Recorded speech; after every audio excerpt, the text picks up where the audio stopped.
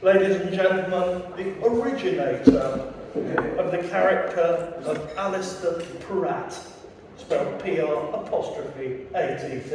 Please welcome Nick Goodall!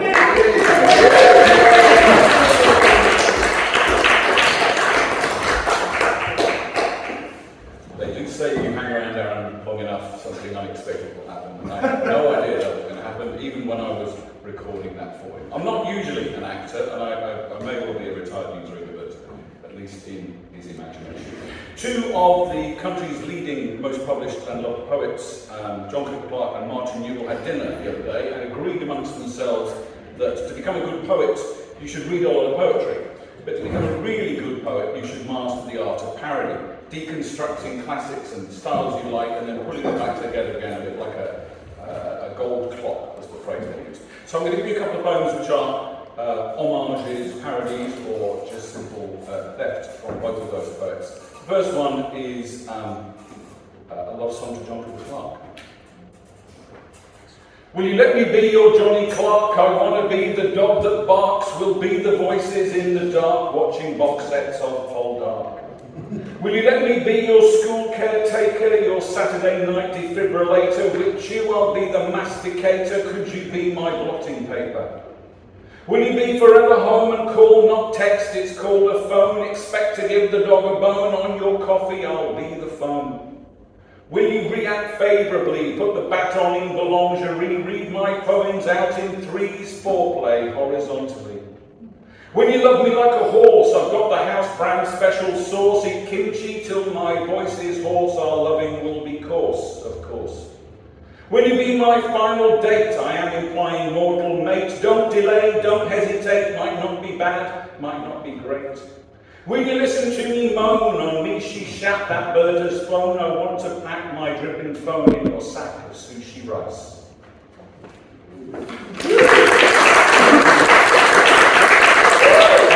In North Essex, which is virtually Suffolk for accent purposes, and although the accent is largely gone, this is written in the accent of my youth, which I'm going to try and conjure up from the past. This is called Found Him Dead with an Acrobat, and it's a tribute to the writings of Martin Newell. Twisted round her little finger, half a clown, part-time singer, high wire act, bit of a minger, ex-stunt double, Corporal Klinger. Found him dead with an acrobat. Diclofenac spread round flat, duvet bunch round plates of meat, fish for dinner, special treat. This is what the paper spat. Found him dead in an acrobat. Hoping for a decent send-off, garage flowers, hacking cough, skin on fire, heart of ice, try the rhubarb, really nice. Elephant's ears, Dactari's trunk, gluten-free, still got him drunk. No one knew but no one asked, thought that he'd been played for laughs.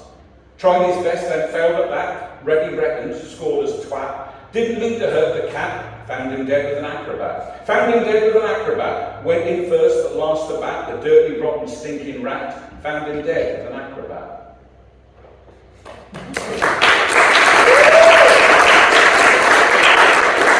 I went to Brixton for the first time in 40 years last week, and it's changed.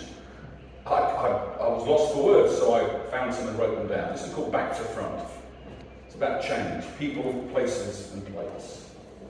When they told me that you no longer had a black heart, but I remembered where we first knew electricity.